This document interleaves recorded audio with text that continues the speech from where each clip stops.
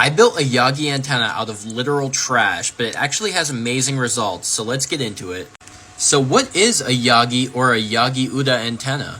A Yagi antenna is a directional antenna that consists of director elements, a dipole element, and a reflector element. The dipole in this antenna is called the active element, while the reflectors and directors are called passive radiators. These passive radiators are off-tuned, short-circuited dipole elements that shift the phase of the radio waves going through them. It's because of this specific phase shift that causes the radio waves to interfere with one another in such a way that it causes an increase of gain in one direction. This directional gain increase can be seen in the radiation graph right above. Comparing that to an omnidirectional dipole antenna, and you can see why they call a Yagi antenna a directional antenna. So you may ask where I found the dimensions for this antenna. It's as simple as going online and finding a Yagi antenna calculator, piping in your desired frequency, the diameter of your elements, and it gives you all the data that you need. As for the materials required, you can get very minimal with this if you want. I bought some of this RG58 coax cable, but really any decent coax cable will do. You can buy coax cable with connectors already attached, but I wanted to be able to do it on my own, so I bought this kit. And finally, some 12-gauge wire for my antenna elements. Really, any semi-rigid piece of metal will do. I've even seen people use umbrella rods. But for $13 for 100 feet, which is way more than we need for this project, you can't beat it. Not necessarily a must, but very, very nice to have, is a really cheap soldering iron just so you can connect the wires.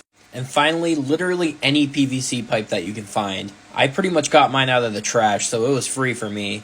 Now, depending on how conservative you want to be, you could really use any rigid object, such as a piece of wood. And I guarantee that most of this stuff can be bought for less than $5 down at the local thrift store. The rest of the build is actually pretty easy. You just have to snip your wire to the length that you need to, and find some way to mount it so all of them are lined up. And of course spaced apart how they need to be as well. What I'm showing here is how your coax should look before you attach it to your active element or your dipole. On the right is the shielding of the coax, and on the left is the core of the coax. Make sure the shielding gets attached to one half of your dipole, and the core gets attached to the other half. Also make sure that they don't make contact with each other.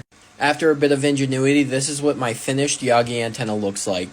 I literally just clamped it to a box and pointed it in a direction where I thought there would be a lot of signals. Now this antenna is tuned for around 850 megahertz, and this is what it looked like before, just with my normal dipole antenna sticking outside. As you can see, I have negative 27 dB gain on a known signal. And this is after hooking it up to my Yagi. I mean, wow, look at all of those signals. So, as you can see, the results were actually pretty amazing. And in some areas, I got way more than the 5 dB gain that was estimated. And this is only with a 3-element Yagi antenna. And believe me, I made a lot of mistakes while building this. In the future, I plan on building bigger and better antennas and seeing how much performance I can pump out.